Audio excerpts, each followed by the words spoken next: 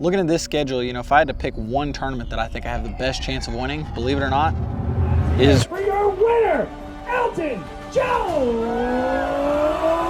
Jr.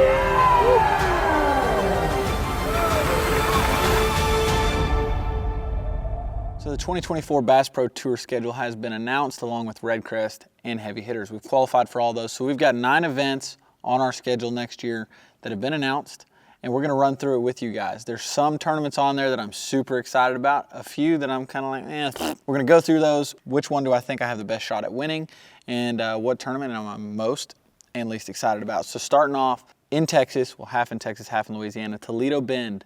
I'm excited to have an event close to home. We didn't have one last year. The one thing I'm not excited about, it starts January 30th. That's just a time of year where the fish aren't even really pre-spawn yet, unless we have a really warm winter. They're gonna be still in their wintertime haunts. Should be a fairly scope-heavy event. Depending on, you know, water level, I guess you could see maybe some bush flipping up the river come in. Being that early in the year, probably going to be a very tough event, but have giant bass caught. You know, you're gonna have a lot of guys catching them jerking, dragging a jig, maybe even some jig and spoon and things like that playing. And if you wanna win, I think you're gonna have to be on that south half of the lake. I love to fish the northern end of Toledo Bend, that dirtier water, go throw a spinnerbait, flip a jig. But I think to compete to win, and it's fishing good right now. They had a lot of good bags weighed in there this year. I think you're gonna have to fish on that south end. So that's kind of got a positive and a negative to it. Positive is it's in the state of Texas. Negative is just how early it is. I think it's not the proper time of year to go to Toledo. Stop number 2, we're headed to South Carolina. Santi Cooper, believe it or not, I've never fished a tournament on Santi Cooper. It's got a lot of history. I've been there once before with my dad way back in the day. It was a sight fishing event. I mean, I was a little kid. I don't even know what lake of the 2 lakes we were on or anything like that. So I have no history there really. And yet again, kind of like Toledo Bend, I'm excited because it's a big bass fishery, but we're gonna be there just a little bit early. So with what I know about Toledo Bend, it's got a lot of eelgrass now, the water's cleaned up. And so what you have is you've got a lake that had a bunch of cypress trees, and that is the ecosystem, the cypress trees. And now you've got that eelgrass, but you only have the population of fish that lived on that cypress tree. The fish have not populated to match the habitat yet. So it's gonna be another place. Not many bites, but when you get one, it could be a 7, 8, 9, 10 pounder. So I think it's going to be a grinder of a first 2 stops, a little bit early. I don't think we're going to have spawn and play at either of those, which is unfortunate because that's my strength. But 2 big bass factories, those are places where you better catch a 7 pounder at both of them if you want to stay in that heavy hitters race, because those big bass lakes are ones where you really have to capitalize. If you dig a hole there and come out with a 3 pounder, you basically cut yourself out of that event for the year already. Now coming into some more fun tournaments, if you ask me, we've got Red Crest. See dates, March 14th, Lay Lake. We're going out of Birmingham, Alabama, if I'm not correct. Is that right? If I'm not correct. If I'm correct. If I'm not correct, Well, I don't. You're not launching in Birmingham. No, but the expo and everything will be in Birmingham. I'm excited for this event. This should be a full-on pre-spawn, maybe even edging into a spawn event.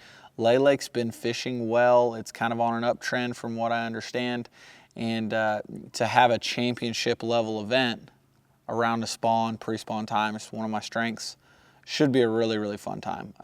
You know, it's an all or nothing event. You know, it's one where you swing for the fences, and if it works, you walk away with the trophy. But if you zero, it's okay too. You know, it's a no entry fee event. So I'm excited. We finished second at that this year on Lake Norman. So maybe we can just one spot. That's all we need is one spot. Moving on to one of the coolest. There's 2 really cool events on the schedule. This is one of them.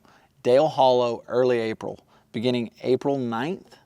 And, you know, that's a tournament. There's been Toyota Series. There's been some other, you know, BFLs and stuff held there. Takes really, really good weight. I've heard a lot about this lake over the past 5 years, how it was like one of the sleepers in the whole, one of the best lakes in the whole country for catching a 3 pounder. Just chock full of fish. And it's a slot lake. So you can only, I think you can keep one smallmouth over 21 inches long, which a 21-inch smallmouth, and especially in April, is going to be, that's over 5 pounds. So you have this really healthy largemouth population that's supposed to be just super fun fishing. You know, 17 pounds happens all the time there. 20 pounds happens regularly. And then you've got this smallmouth population that the world record smallmouth is caught out of there for one. that just really doesn't get fished for all that much because guys can't weigh them in tournaments. However, in our format, catch, weigh, release, we can weigh them in.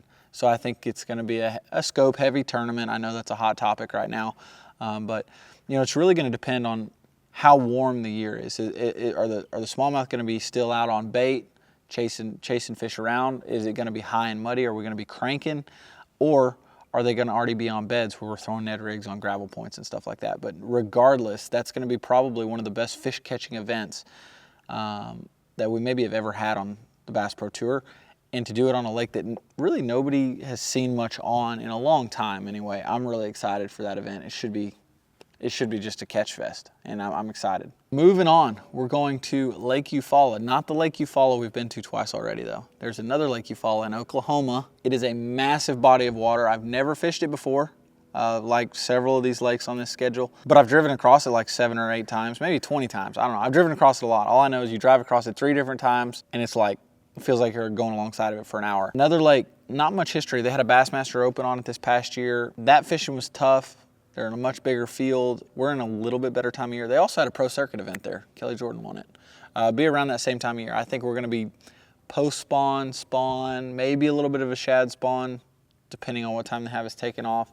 But that's one of those that I kind of just write a big question mark on it. I don't know what to expect. It could be a lot of different things. It could be a sight fishing event. It could be a shad spawn event. It could be a brush pile event if it's a warm summer, or that place is notorious for getting rain and being in the bushes. We could be flipping bushes out there.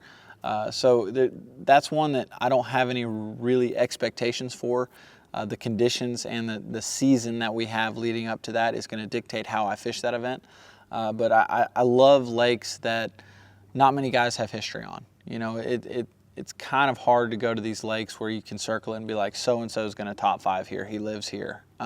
There's not a ton of that. There's some guys in Oklahoma that definitely will have fished it before and have an advantage, but from a tournament experience, really it's virgin water. So I'm excited to go check that place out.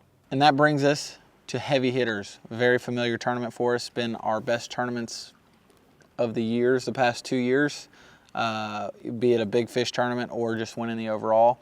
And this year it's on the CMI Chain. That's where the first Heavy Hitters was held. Jordan Lee won that event.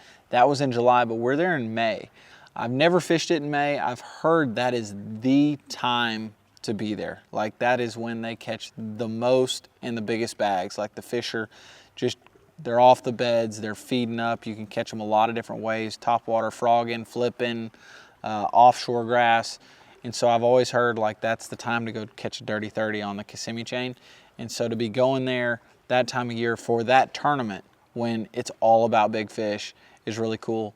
Of course, we qualified for that event. We've got a little bit of pressure on us now because we've kind of like put ourselves, like, everybody's like, oh, he's the Heavy Hitters guy, for the last 2 years. So that's one that I've circled, like, we got to do good. We got to keep this momentum up. I'm excited. I'm pretty stoked for that event, actually. If I had to circle one, like, I don't think that it's going to fit my strengths necessarily, or that I'm like, oh, this is my tournament.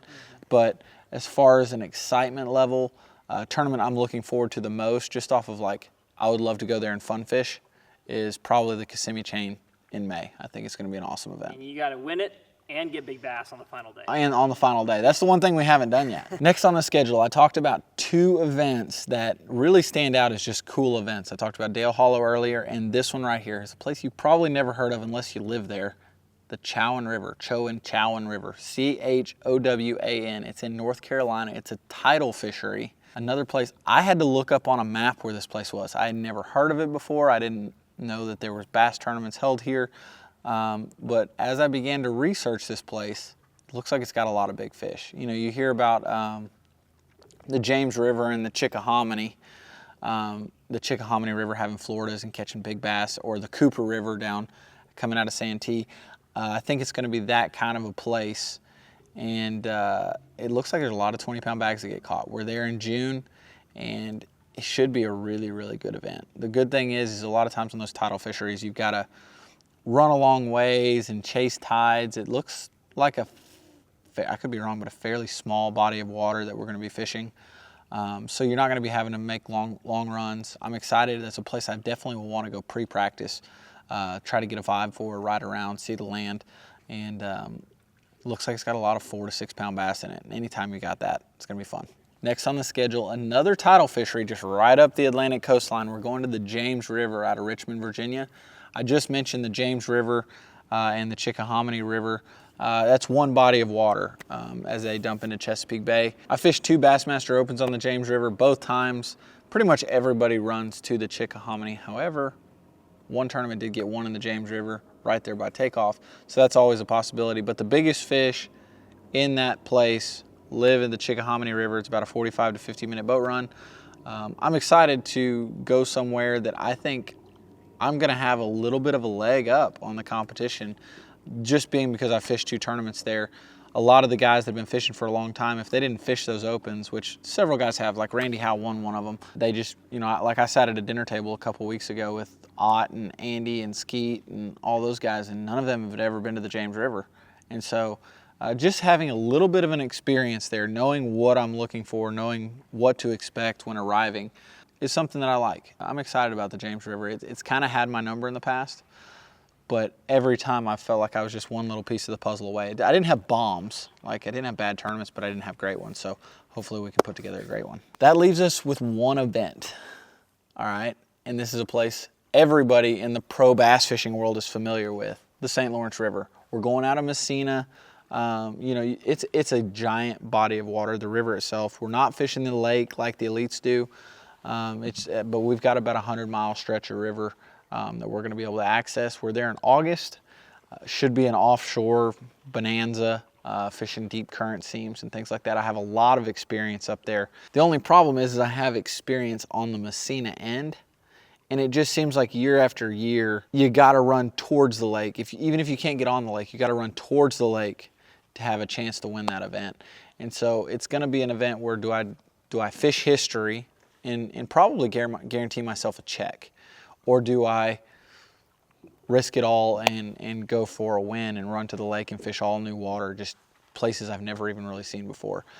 It's going to depend on how I'm sitting in points, what I need heavy hitters wise, you know, just wherever I'm sitting, whatever that looks like is gonna dictate how I fish that event. But that is the 2024 Bass Pro Tour schedule. I'm excited to get out there and fish. It was a phenomenal year this year. We fell a little bit short for all of you guys that watch the Trimmed Up series.